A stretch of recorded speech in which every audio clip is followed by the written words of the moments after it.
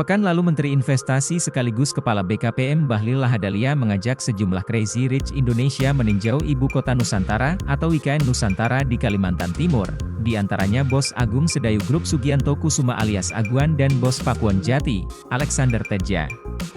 Aguan sendiri disebut sebagai leader dalam konsorsium Crazy Rich yang akan berinvestasi di IKN, dilansir dari Kontan. Dalam kunjungan tersebut Aguan menyatakan apresiasi kepada pemerintah atas percepatan dan respons yang baik dalam segala kendala yang dihadapi oleh penanam modal.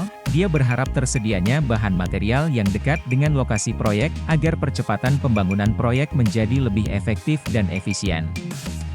Adapun kunjungan kerja ini merupakan tindak lanjut Menteri Investasi dengan konsorsium PMDN pada Juli lalu. Perkiraan untuk rencana investasi di IKN adalah Rp30 triliun hingga Rp40 triliun. Rencananya, konsorsium PMDN ini akan mulai melakukan groundbreaking pada September 2023 yang akan datang. Sebelumnya, Bahlil Lahadalia menyampaikan bahwa pemerintah terus bekerja keras untuk mewujudkan tujuan negara dalam merayakan Hari Kemerdekaan Indonesia pada tanggal 17 Agustus tahun depan di IKN.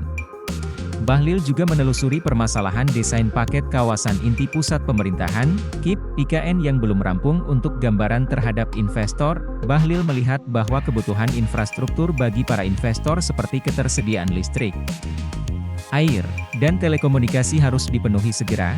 Baginya, investor lokal telah memberikan banyak kontribusi terhadap perkembangan pembangunan proyek IKN, oleh karena itu harus diberikan terus dukungan. Regulasi biar menjadi urusan Kementerian Investasi dan Otorita IKN, dan akan terus dipermudah, ucap Bahlil. Sementara, Deputi Bidang Pendanaan dan Investasi IKN Agung Wicaksono mengatakan, sebelum kuartal 4 2023, 8 perusahaan investor akan mulai melakukan pembangunan di IKN. Sebelumnya, sudah ada 8 perusahaan yang sepakat melakukan investasi dan pembangunan dengan kesiapan sekitar 90%. Saat ini perusahaan tersebut sudah melakukan penetapan lahan dan harga. Dari total 8 perusahaan tersebut, ada 1 perusahaan yang akan berinvestasi dengan nilai Rp8 triliun. Rp10 triliun hanya untuk luas lahan saja, belum termasuk fasilitas bangunan.